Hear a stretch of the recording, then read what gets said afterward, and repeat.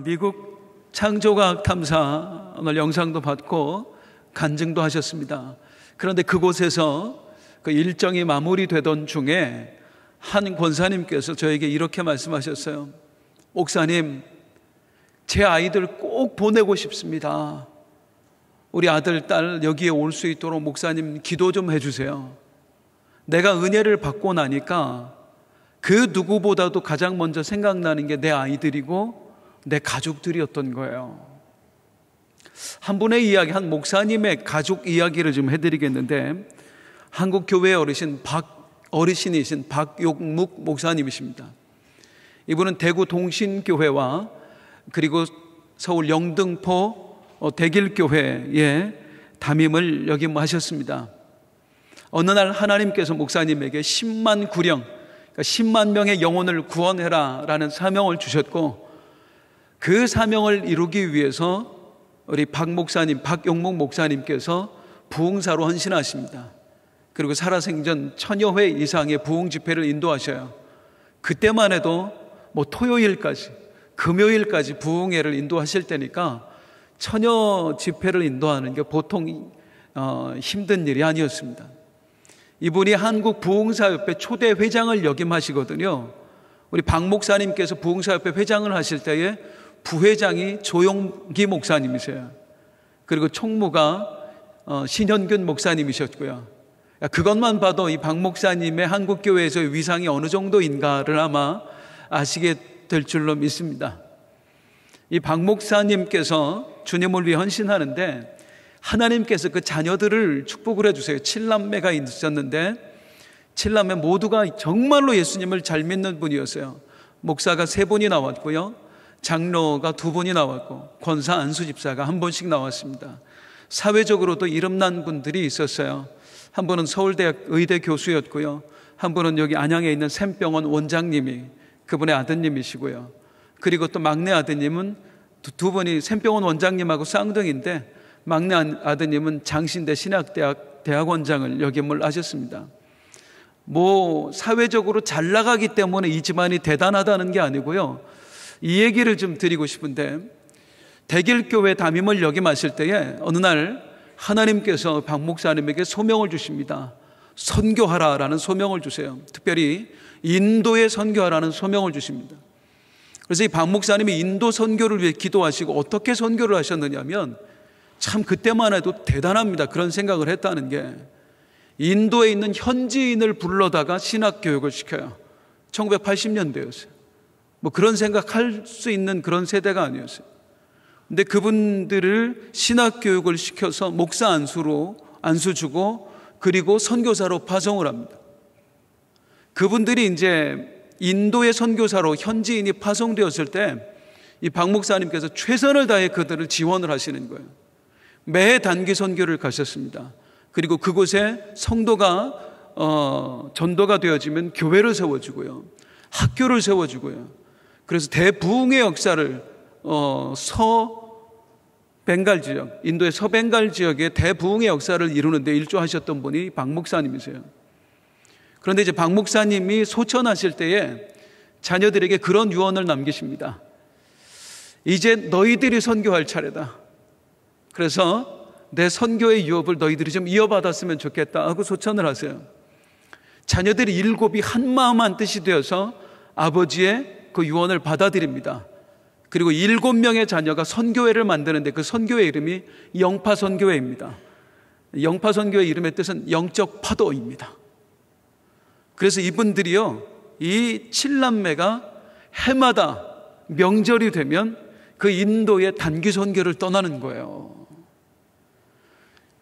자녀들이 태어나면 그 자녀들이 크면 자녀들을 데리고 떠나고, 나중에 7명이 갔던 단기 선교가 50명이 가고 더 많은 인원들이 가게 되고 또 다른 의사들이 함께 합류를 하게 되고, 그러면서요 엄청난 역사들을 이루는데, 몇 년 전에 들었던 소식으로는 맹인들 그 개안 수술을 해주는데 이 영파선교회를 통해서 수술받아 눈을 뜨게 된 사람들이 수백 명이 되었습니다. 그 일을 그 박용묵 목사님의 자녀들이 감당을 합니다. 그런데 더 놀라운 건 뭐냐면 그 집안이 참 재밌는 집안인데요, 자녀들이 이제 손주들이 태어나고 이제 5대째 아이들이 태어났는데, 박영무 목사님의 5대 손주까지. 아이들이 20살이 되면 성인식을 해준대요. 성인식을 할 때 그 조건이 뭐냐면, 이제 너는 20살 성인이 되었으니까 앞으로 너의 모든 수입은, 용돈과 월급을 포함해서 모든 수입의 2%는 영파선교회에 선교헌금으로 드려라. 그 작정서를 쓰지 않으면 집안 일원으로 받아들여지질 않는데요. 그래서 그 집안 아이들은 모두가 20살이 되면 영파선교회 선교회원이 됩니다. 그리고 7남매가 사회적으로 참 사실은 성공해서 어느 정도 재정적으로도 넉넉한 분들인데요. 이분들이 한마음 한뜻으로 마음을 모았대요. 자기들이 이 세상을 떠날 때 모든 유산은 선교회에 선교헌금으로 남기고 간다. 자녀들에게 단 한 푼도 주지 않겠다. 그게 박영묵 목사님의 집안 이야기입니다. 한국 교회가 자랑할 수 있는 믿음의 영적 가문이에요. 믿음의 명문가라고 할 수가 있죠. 여러분 모두를 주님의 이름으로 축복합니다. 이분 못지않은 믿음의 명문가가 되기를 주님의 이름으로 소망합니다. 다음 주에 우리도 명절 기간을 맞아서 우리 교회에서 몽골 의료 선교를 떠나거든요. 기도 많이 해주세요. 의사 선생님들 여러분 가시고요. 함께 하시는데 얼마나 감사한지 모르겠어요. 그 귀한 시간을 내서 간다는 게. 특별히 우리 국승철 장로님 여기 계신데, 아드님, 의사 되시는 아드님도 이번에 가시거든요. 축복합니다. 손주 온유도 자라서 함께 3대가 의료선교 가는 날이 오기를 주님의 이름으로 축복합니다. 우리 왜 아멘을, 배가 아프신가요? 우리 교회 모두가 믿음의 명문가를 이루기를 소망합니다. 그 마음을 품고 오늘 말씀을 전할 텐데요. 우리가 다음 주면은 이제 명절을 맞이합니다. 명절을 맞이해서 많은 가족들이 한자리에 모이게 될 거예요. 서로 인사도 하고 예배도 드리고 식사도 하고 덕담도 나누게 될 터인데, 그 가운데에 믿는 분도 있고 믿지 않는 분도 있고, 또 사회적으로 성공한 분도 있고 상대적으로 좀 덜한 분도 계시고, 여러 가지 마음을 가지고 지금 명절을 앞두고 있는데, 정말로 주님의 이름으로 다시 한번 축복합니다. 여러분의 모든 가족이 예수 믿게 되기를 소망합니다. 그리고 또한 주님의 일을 하실 수 있는 믿음의 명문가를 정말로 이루어내는 여러분들의 가정 되시길 주님의 이름으로 축복합니다. 그래서 오늘은 믿음의 명문가 이야기를 드리려고 해요. 이스라엘 백성 중에 최고의 믿음의 명문가였던 한 집안을 여러분들에게 소개해 드리겠습니다. 그들은 바로 누구냐면 고라의 가문입니다. 이상한데요? 목사님 혹시 실수하신 거 아니에요?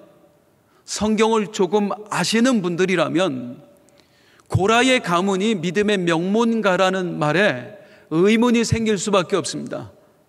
왜냐하면 이 집안은 과거에 출애굽 때의 광야에서 하나님의 심판을 받아 멸족했거든요. 모세와 아론에게 반역을 저질렀다가 하나님의 심판을 받고 다 죽고 세 아들만 살아남습니다. 그러니까 소위 멸족, 패족이라고 불릴 만한 집안이 고라의 가문입니다. 그런데 이 고라의 가문을 왜 믿음의 명문가라고 부르는가? 정말로 그렇게 되었거든요.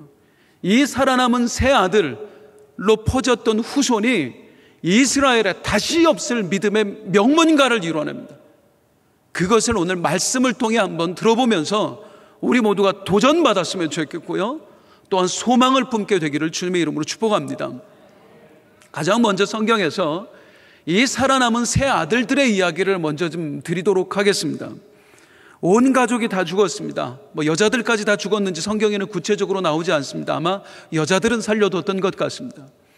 그런데 대를 이을 세 아들 빼고는 다 일가친척 전부 다 죽어버립니다. 살아남은 이 세 아들은 과연 어떤 삶을 살았을까요? 그 이야기가 오늘 본문에 나와요. 오늘 본문이 시편 42편인데요. 시편 42편의 제목이 있습니다. 한번 읽어보도록 그렇게 하겠습니다. 시작. 고라 자손의 맞쓰기를 인도자를 따라 부르는 노래. 즉 이 시편 42편을 쓴 사람들이 누구예요? 고라의 자손들입니다. 고라의 자손들이 쓴 시가 바로 시편 42편입니다. 이 시편 42편에 고라의 자손들은 자신들이 어떠한 삶을 살아왔는지, 부모님들이 그런 멸종을 당하는 위기에서 자기들이 어떻게 그 어려움을 헤쳐나갔는지를 너무나 잘 표현하고 있습니다. 자, 먼저 이들이 자기들이 당했던 고통을 이렇게 표현합니다. 4절에 한번 읽어볼게요. 4절입니다. 시작. 내가 전에 성의를 지키는 무리와 동행하여 기쁨과 감사의 소리를 내며 그들을 하나님의 집으로 인도하였더니 이제 이 일을 기억하고 내 마음이 상하는도다. 이 고라의 자손들은 원래 모아던 레위 지파였습니다. 그래서 성막에서 하나님의 제사하는 일을 도왔습니다. 성전의 제사장을 섬기는 일을 해왔습니다. 그런데 그 예전에 행했던 일을 기억하며 그 기뻤던 일을 기억하며 지금 내 마음이 상하는도다. 멸종을 당하면서 그 직임에서 완전히 쫓겨나 버린 거예요. 다시는 그 직임을 맡을 수 없는 그런 위치에 다다르게 된 것입니다. 그래서 이들이 뭐라고 얘기하냐면 그때의 일을 기억하며 지금 우리의 직임을 잃어버린 이 상태가 얼마나 마음이 아픈지 뭐라고 표현해요? 내 마음이 상하는도다. 우리 성경에는 내 마음이 상하는도다 했는데 원어로 보면 이게 창자가 찢어지듯이 아프다 그런 표현이에요. 너무너무 아프다. 우리가 하나님을 섬겼었는데 하나님을 제사하는 일을 도왔는데 우리가 예배자로 살아왔는데 제가 오늘 특송이 감사한 게 딱 오늘 본문하고 맞는 그런 내용이에요. 우리가 예배자로 살아왔는데 다시는 예배자로 섬길 수 없어서 우리의 직임을 잃어버리게 되어서 우리가 창자가 찢어지듯이 아프다. 그렇게 마음을 표현을 하고 있어요. 그러면 이들이 이렇게 되었을 때 주변 사람들은 어떻게 했을까요? 그 이야기도 오늘 본문에 나와요. 3절을 한번 보겠습니다. 시작. 사람들이 종일 내게 하는 말이 내 하나님이 어디에 있느냐 하오니 내 눈물이 주야로 내 음식이 되었다. 주변 사람들이 손가락질하는 거예요. 내 하나님이 어디 있느냐. 무슨 말이야? 너희들 하나님에게 버림받았어. 하나님이 너희를 버렸어. 너희는 버려진 자들이야. 이스라엘 민족에게서 내쳐진 사람들이야. 손가락질하고 조롱해요. 그래서 내 눈물이 주야로 내 음식이 되었다. 날마다 눈물밖에 흘릴 일이 없는 거예요. 너무나 고통스러워서요. 그러면 이 남은 자들의 삶이 어떠했을까요? 그것도 성경에 나와요. 6절입니다. 같이 읽습니다. 시작. 내 하나님이여 내 영혼이 내 속에서 낙심이 되므로 내가 요단 땅과 헤르몬과 미살산에서 주를 기억하네. 요단 땅은요 이스라엘의 중간에 있고요, 헤르몬은 이스라엘의 북쪽 끝에 있습니다. 미살산은 어디에 있는지 학자들도 잘 모른다고 얘기를 해요. 여기는 각자가 떨어져 있는 땅입니다. 요단 땅과 헤르몬과 미살산에서라고 왜 표현하고 있을까요? 이들이 갈 곳이 없어 떠돌아다녔다는 거예요. 이스라엘 전역을. 왜냐하면 자기들을 받아주는 곳이 없는 거예요. 다 손가락질하고 받아주는 곳이 없으니까 떠돌아 사는 거예요, 이 새 아들이. 그러면서 내 속에서 낙심이 되므로. 자, 그러면 이제 궁금한 것은 이 고통 속에서 이 고라의 세 아들들이 어떤 마음을 품고 살았을까 하는 것입니다. 원망했을까요? 하나님 어떻게 우리에게 이러실 수 있습니까? 하고 불평했을까요? 이 고통의 시간들 속에서 저들이 품었던 마음이 있습니다. 믿음의 명문가를 이루었던 그 비밀이 바로 여기에 담겨 있어요. 자, 어떤 마음이었는지 한번 볼게요. 시편 42편 오늘 본문 1절 2절입니다. 큰 소리로 같이 함께 읽겠습니다. 시작. 하나님이여 사슴이 시냇물을 찾기에 갈급함같이 내 영혼이 주를 찾기에 갈급하나이다. 내 영혼이 하나님 곧 살아계시는 하나님을 갈망하나니 내가 어느 때에 나아가서 하나님의 얼굴을 배울까. 이 모진 고통 중에 저들이 마음에 품었던 것은 뭐냐면 하나님을 향한 열적인 영적인 갈망이었습니다. 내가 어느 때에 나가서 우리 하나님의 얼굴을 배울까. 다시 예배자가 되고 싶다는 거예요. 다시 하나님을 섬기며 살고 싶다는 거예요. 하나님, 우리 다시 하나님을 예배하는 자이고 싶어요. 다시 하나님을 섬기며 살아가고 싶어요. 하나님, 내가 다시 하나님의 자녀라고 불리는 그런 사람이 되고 싶어요. 다시 하나님을 찬양하고 싶어요. 제발 하나님, 제발 하나님 우리의 직임을 회복시켜 주세요. 그 옛날 하나님의 집에서 마음껏 하나님을 예배하며 찬양했던 그날로 돌아갈 수 있도록 하나님 우리에게 은혜를 베풀어 주세요. 이 영적 갈망이 이스라엘 전역을 떠돌아다니면서 손가락질 받은 삶을 살았던 그 눈물이 주야로 음식이 되었도다라고 했던 고라의 세 아들들의 마음이었습니다. 내가 어떻게 하면 하나님을 다시 섬길 수 있을까? 어떻게 하면 다시 예배자로 섬길 수 있을까? 인간적으로 보면은 저들은 얼마든지 하나님을 원망할 수 있었습니다. 우리가 뭘 그렇게 잘못했어요? 하나님 할 수 있었어요. 그동안 그렇게 열심히 섬겨왔는데 단 한 번의 실수로 우리에게 이러실 수가 있습니까? 불평할 수 있었어요. 그런데 조금의 원망도 없는 거예요. 조금의 불평도 없는 거예요. 오직 딱 하나, 저들의 갈망은 우리 다시 예배자로 살고 싶습니다. 다시 하나님을 섬기고 싶습니다. 이 마음만 품고 사랑하는 거예요. 자, 이렇게 하나님을 사랑했던 저들, 하나님을 영적으로 갈망했던 저들, 하나님이 이들을 어떻게 만들어내실까요?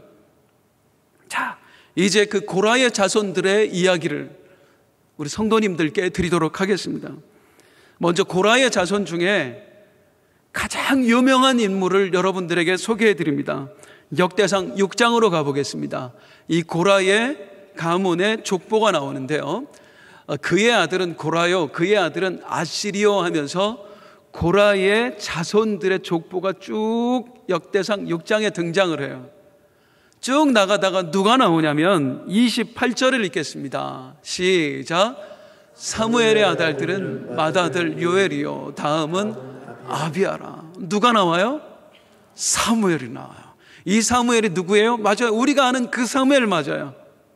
사무엘 선지자, 사울 왕과 다윗 왕에게 기름 부었던 그 사무엘 선지자가 바로 고라의 자손이었습니다. 사무엘상 1장에 보면 에브라임 지파에 속한 것처럼 보이지만 아니요, 이들은 고라의 자손이었습니다.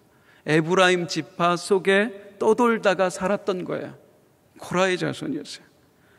아, 사무엘이 고라의 자손이었구나 하는 걸 깨달아 알게 될 때 자연스럽게 이해되는 내용들이 몇 가지 있어요. 그 중에 하나가 뭐냐면 사무엘의 엄마 한나가 하나님께 드렸던 서원이요, 하나님, 나에게 아들을 주시면 하나님께 그 아들을 바치겠습니다 했던 서원이에요. 한나가 이 서원을 왜 하나님께 드리겠어요? 하나님께 드리겠다는 것은 이 아들이 태어나면 이 아들을 어디서 살게 하겠다는 거예요? 하나님의 집에서요, 성막에서요. 이 집안의 평생 소원은 뭐냐면 지금 이 지금을 잃어버린 때로부터 수백 년이 지난 상황이거든요. 수백 년 동안 이들이 마음에 품었던 소원은 무엇이냐면 그 영적 갈망이 후손들에게 계속 전달이 됐던 거예요. 어떻게 하면 우리가 다시 예배자로 살 수 있을까? 어떻게 하면 성전에 가서 다시 하나님을 섬기는 자가 될 수 있을까? 그 소원을 품고 살았는데 그게 대대에 전달이 되면서 우리 박영목 목사님이 인도 선교해라 하는 게 아들에게, 손주에게 전달되듯이 대대로 전달되면서 한나라는 여인이 하나님께 간구하는 겁니다. 나에게 아들 좀 주십시오. 그 아들 하나님께 드려서 하나님의 집에서 살아갈 수 있도록 하나님 나에게 은혜를 베풀어 주십시오. 하나님이 이 영적 갈망을 받으세요. 그 기도를 들으셔서 아이를 낳지 못하던 여인 한나의 태를 열어주십니다. 그리고 그 여인에게 사무엘을 선물로 주세요. 그리고 사무엘을 한나가 그 어린 아기를, 얼마나 힘겹게 낳은 아기예요, 성막에 엘리 제사장에게 맡기고 하나님 앞에 너무나 감사하며 불렀던 노래들, 그게 사무엘상 2장에 나오는 노래예요. 한나의 노래들. 하나님의 집에서, 하나님의 법궤가 있는 성막에서, 하나님의 집에서 내 아들을 살게 했으니 이 얼마나 감사한가 하고 노래하거든요. 이게 그대로 사무엘에게도 전달이 되는데요, 이 사무엘서에서 특별히 강조하는 문구가 하나 있거든요. 사무엘상 3장 3절입니다. 한번 읽겠습니다. 시작. 하나님의 등불은 아직 꺼지지 아니하였으니 사무엘은 하나님의 궤에 있는 여호와 안의 전 안에 누웠더니. 사무엘서를 누가 썼을까요? 사무엘이 썼습니다. 그러니까 이 문구는 사무엘이 쓴 문구예요. 사무엘이 스스로를 뭐라고 표현해요? 자기가 언제 어떻게 살았다고, 어릴 때 어떻게 살았다고 표현해요? 사무엘은 하나님의 궤에 있는, 하나님의 언약궤가 있는 여호와의 전, 하나님의 집 안에 누워서 살았다. 너무나 기뻤던 거예요. 너무나. 내가 여호와의 성막에 하나님의 집에서 살게 되었다는 사실이 사무엘 스스로 너무나 감사했던 거예요. 그래서 이 글을 사무엘이 직접 써놓는 거예요. 사무엘의 감사가 어디서 나왔을까요? 엄마에게서 배운 겁니다. 끊임없이 우리 집안의 영적인 갈망, 아들아, 너는 조금 있다가 그 아이에게 하나님의 집에 가 살아야 돼. 또 하나님의 집에 가서 그 어린아이가 수종 들며 사는 아이에게 찾아가서 너는 우리 집안의 영혼을 이뤄서 우리의 영적 갈망을 네가 이룬 거야. 너는 우리의 기도 응답이야. 이 소리를 들으면서 사무엘이 자기 어린 시절을 기억하면서 내가 하나님의 궤가 있는 하나님의 집에서 내가 누우며 살았다.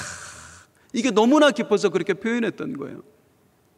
이 영적 갈망을 지니고 살았던 사무엘의 영성이 있지요.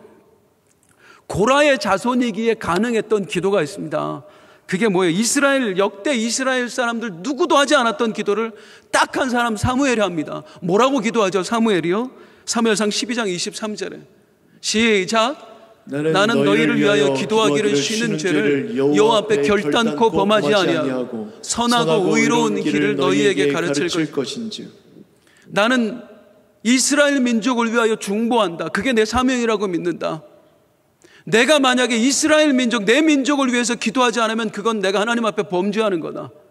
이런 마음을 가지고 살았던 사람은 이스라엘이 유일합니다. 사무엘 딱 한 명입니다. 사무엘이 왜 이런 마음을 가졌을까요? 자기 조상의 죄를 회개하는 거예요.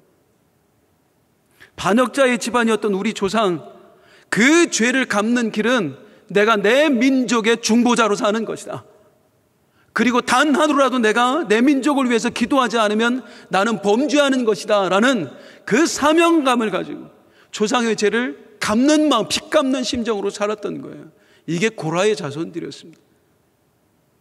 자, 고라의 자손 할 때 또 하나 위대한 인물이 한 명 있죠. 바로 오벳 에돔입니다. 오벳 에돔이 고라의 자손이었다라는 건 따로 설명드리지 않겠습니다. 유재명 목사님께서 워낙 잘 설명해 주셨기 때문에. 오벳 에돔이 누구입니까? 다윗이 왕이 된 이후에 이제 블레셋에 빼앗겼던 하나님의 궤를 다시 이제 예루살렘으로 가져오려고 합니다. 이때 다윗의 실수로 하나님께서 벌을 내리시죠. 그 법궤를 운반하던 사람 우사가 그만 죽고 맙니다. 그래서 다윗이 너무나 무서워서 이 법궤를 어찌할 줄 모르다가 누구에게 맡기냐면 그 바로 주변에 살던 오벳 에돔이라는 사람의 집에 맡겨요. 이 오벳 에돔이 누구예요? 바로 고라의 자손이었습니다. 우리 담임 목사님께서 늘 말씀해 주셨습니다마는 우연히 소가 그 집 앞에 뛰어서 사람이 죽었다라는 게 아니죠. 소를 뛰게 하신 분이 누구시다? 하나님이시다. 하나님이 무엇을 보셨던 거예요? 그들의 영적인 갈망을 보셨던 거예요. 얼마나 하나님을 섬기고 싶어 하는지. 그래서 하나님께서 아까 고라의 자손들 주야로 내 눈물이 되도다. 어찌 보면 내가 하나님 사슴이 물을 찾듯이 내가 목마릅니다. 이 저들의 기도와 저들의 중심을 다 하나님이 보고 계셨어요. 사무엘의 그 민족을 위한 기도도 하나님께서 보고 계셨어요. 그리고 나서 하나님께서 빼앗겼던 언약궤가 돌아올 때에 어떻게 하세요? 이 집에 들어가게 하나님이 만들어 보시는 거예요. 그 집 앞에서 소가 뛰게 만드는 거예요. 그리고 네 갈망에 내가 화답한다. 그래서 사무엘은 하나님의 집에서 살았다면 오벳에돔은 어떻게 하시냐면 아예 하나님께서 언약궤를 그 집으로 보내셔서 그 집 자체를 하나님의 집으로 만들어 버리세요. 나는 이 정도의 응답을 하나님께 원했는데 하나님이 감동하셔서 비교도 할 수 없는 엄청난 응답으로 갚아주시는 거예요. 이 하나님의 궤가 자기의 집으로 왔을 때 오벳에돔이 얼마나 기뻤을까요? 꿈에도 소원이 하나님을 섬기는 것이었거든요. 성막에 가서 하나님을 제사하는 수종드는 일에 자기의 몸바 전신하는 것이 이 오벳 에돔의 소원이었거든요. 그런데 하나님께서 이루어 주시는 거예요. 그리고 나서 그 몇 개월 동안 하나님께서 오벳 에돔의 집에 복을 쏟아 부어 주십니다. 이걸 욕심쟁이, 영적인 욕심쟁이 다윗이 듣고 얼른 가서 법궤를 모셔오잖아요. 다윗이 그 법궤를 모셔간 다음에 이 오벳 에돔의 집에, 그러니까 고라 자손의 집에 놀라운 일이 생깁니다. 그게 무엇입니까?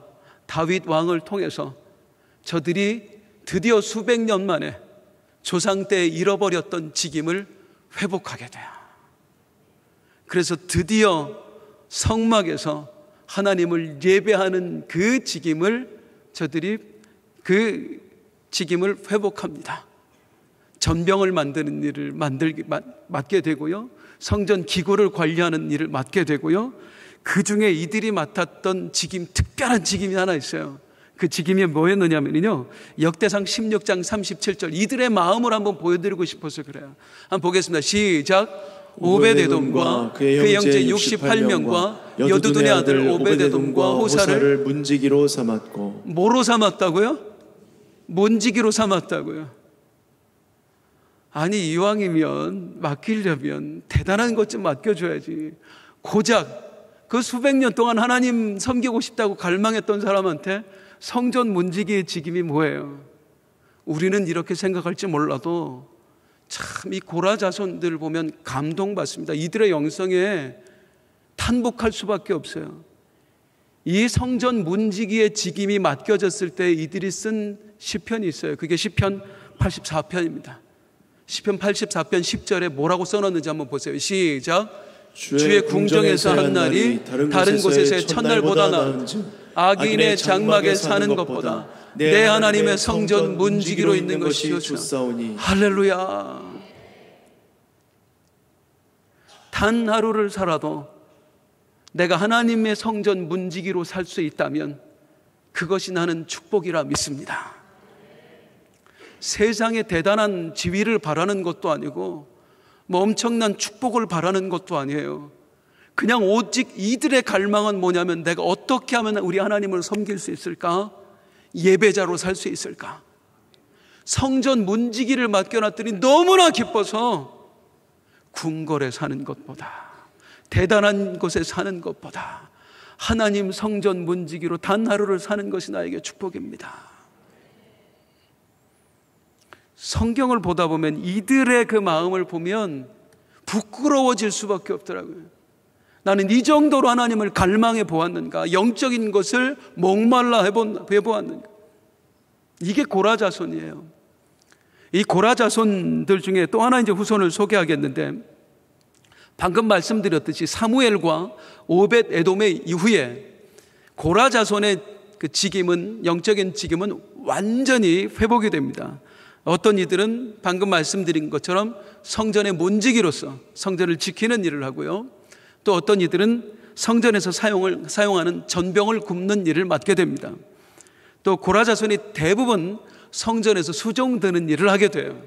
그런데 이 중에 아주 특별한 사명을 맡게 된 고라의 자손들이 있습니다. 바로 누구냐면 하나님을 찬양하는 찬양대원들의 이 고라의 자손들이 뽑혀가는 거예요. 그래서 그 찬양대회 지휘를 처음으로 다윗이 만들었던 찬양대, 이스라엘의 첫 번째 찬양대의 지휘를 누가 맡느냐면 역대상 6장 33절입니다. 시작. 직무를 행하는 자와 그의 아들들은 이러하니 그 아세 자손 중에 헤만은 찬송하는 자라. 그는 요엘의 아들이요 요엘은 사무엘의 아들이요. 첫 번째 지휘자를 누구한테 맡기냐면 사무엘의 손자 고라의 자손에게 맡깁니다. 이후에 이들은 대대로 이스라엘을 찬양대로 섬겨요. 지난주에 화요일 날 우리 안산 동산교회에서 안산시 기독교연합회 부흥성에 있었습니다. 그때에 우리 교회 산부 성가대가 찬양해 줬거든요. 환호성이 튀어나왔잖아요. 얼마나 은혜가 되었는지요. 정말 막 자부심이 막 느껴지더라고요. 그런데 그 찬양대에 앉아서 이게 찬양하는 모습을 보는데 제 눈에 띄어지는 한 장면이 있었습니다. 그동안은 이렇게 따로 있다 보니까 몰랐는데 거기는 이제 회중 속에서 그 성가대석이 한눈에 싹 보였거든요. 그러다 보니까 제 눈에 누가 보였느냐면 우리 정영주 장로님과 그분의 사위와 장인과 사위가 함께 찬양대원으로 섬기고 있고요. 반주자는 우리 정 장로님의 딸이었어요. 이 모습이 얼마나 아름다웠던지 제 눈에. 이게 믿음의 명문가가 아닐까. 우리 교회 그런 분들 굉장히 많아요. 오늘 디딤 찬양대 하지만 아빠와 아들이 함께 찬양을 하고 있어요. 우리 김영국 집사님이요. 하 집사님은 어때요? 아빠는 찬송하고 딸은 지금 반주하고 있고요. 아들은 드럼 치고 있어요. 이게 믿음의 명문가예요. 우리 교회 학교 가면은요, 엄마와 아들이 또 아빠와 딸이, 아빠와 아들이 같은 부서에서 교사로 섬기는 분들이 얼마나 많은지 몰라요. 이게 믿음의 명문가예요. 고라의 자손들이 그렇게 믿음의 명문가를 이루어서 대대로 성전 문지기로, 성전에서 전병을 굽는 자로, 또 어떤 이들은 성전에서 찬양하는 자로 섬기게 됩니다.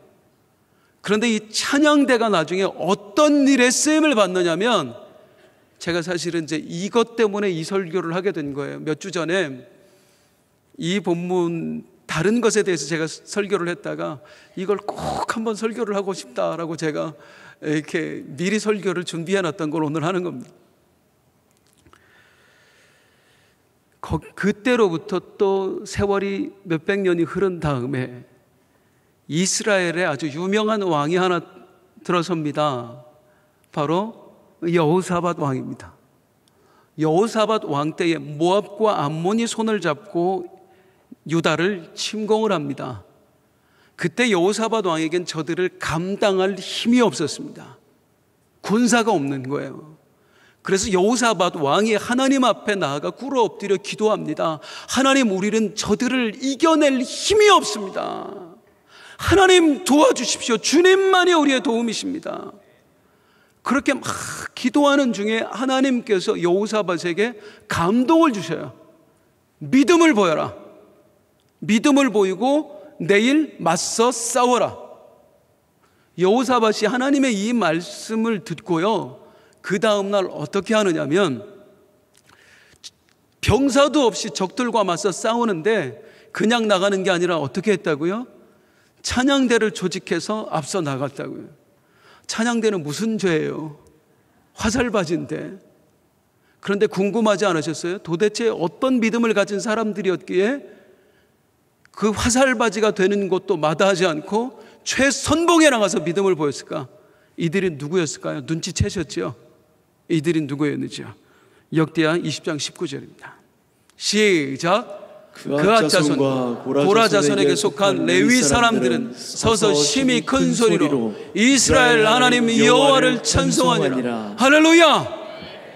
고라 자손에게 속한 레위 사람들은 서서 심히 큰 소리로 이스라엘 하나님 여호와를 찬송하니라. 이 여호사밧에 관한 설교를 제가 몇 주 전에 했었죠. 그때 이 구절을 꼭 하고 싶었어요. 전율이 일어나는 거예요. 전율이. 이 고라 자손이 어떤 삶을 살았는지 알았기 때문에요. 완전히 인생 역전. 저들의 조상은 모세에게 반역을 저질렀다가 다 죽게 되었습니다. 근데 이 후손은 그걸 어떻게 갚아내냐면 여호사밧 왕을 돕기 위해서 최선봉에 나가서 목숨을 걸고 싸웁니다. 그리고 이스라엘 민족 전부를 구원해냅니다. 완전히 인생 역전. 명문가도 이런 명문가가 없는 거예요. 여호사밧 왕이 우리 찬양대를 조직해서 나가야 될 텐데요, 누가 앞에 서시겠습니까?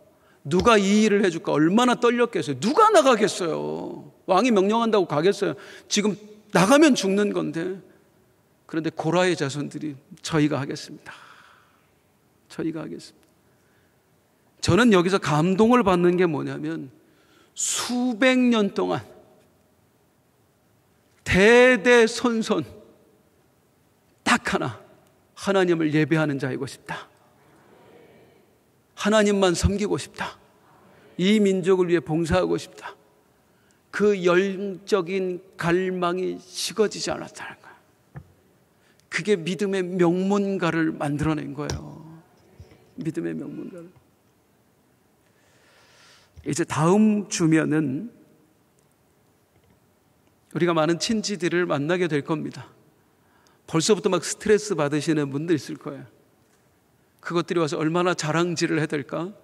얼마나 속을 뒤엎을까? 얼마나 조롱할까? 또 나는 그 앞에서 얼마나 비참해야 할까? 예수 믿는 게 고작 그거밖에 안 되니? 네 하나님은 너희한테 그거밖에 안 해줘?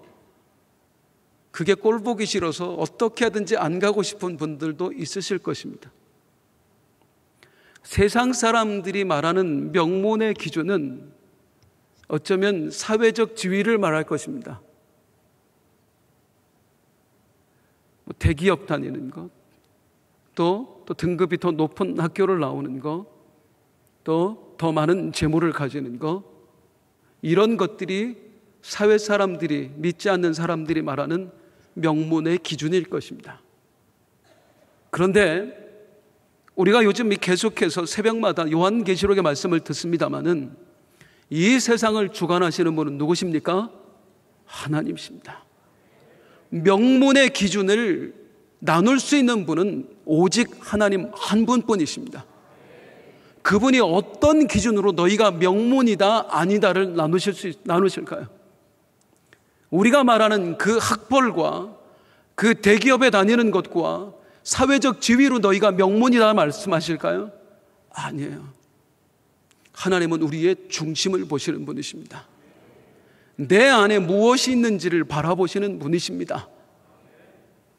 하나님께서 인정하는 이스라엘의 명문가는 대단한 사람들이 아니었습니다. 성전의 문지기였습니다. 하나님이 인정하시는 이스라엘의 명문가는 최선봉에 서서 죽을 각오를 하고 믿음을 보였던 사람들입니다. 사랑하는 성도님들, 어쩌면 지금까지 우리들의 삶이 그런 영적인 갈망을 가지고 살아왔습니다. 더 하나님 잘 섬기고 싶어요. 더 하나님께 인정받는 사람이 되고 싶어요. 그랬던 우리가 왜 자꾸 친지들 만나는 일 앞에서 자꾸 움츠러드는가 모르겠어요. 믿음의 안경은 교회에서만 쓰고 사는 것이 아닙니다. 내가 살아가는 모든 삶의 현장에서 우리는 믿음의 안경을 쓰고 있어야 합니다. 믿음의 안경을 쓰고 바라보면 내가 복된 자입니다. 하나님께 구원받은 내가 진짜 우리의 가정이 명문가입니다. 이 자부심을 가지고 우리 형제들 만나고 친지들 만나셨으면 좋겠어요. 그들이 어떠한 말을 가지고 나를 조롱한다 할지라도, 내 속을 헤집어 놓는다 할지라도 사람이 들려주는 소리를 듣지 마시고 하나님이 들려주시는 소리를 들으세요. 믿음의 눈을 열어보면 불쌍한 사람은 우리가 아니라 그들입니다. 복받은 사람은 그들이 아니라 우리들입니다. 여러분이 이미 믿음의 명문가를 이루고 있어요. 주여, 대대손손 내 아들들도 내 손주들도 우리 박용목 목사님처럼 5대 10대를 이어가서까지 하나님, 오직 하나님을 향한 영적 갈망만이 남아있는 우리 집안이 되게 하여 주시옵소서. 우리 함께 나 무엇과도 주님 당신을 바꾸지 않겠습니다 하는 고백을 하며 함께 찬송합니다.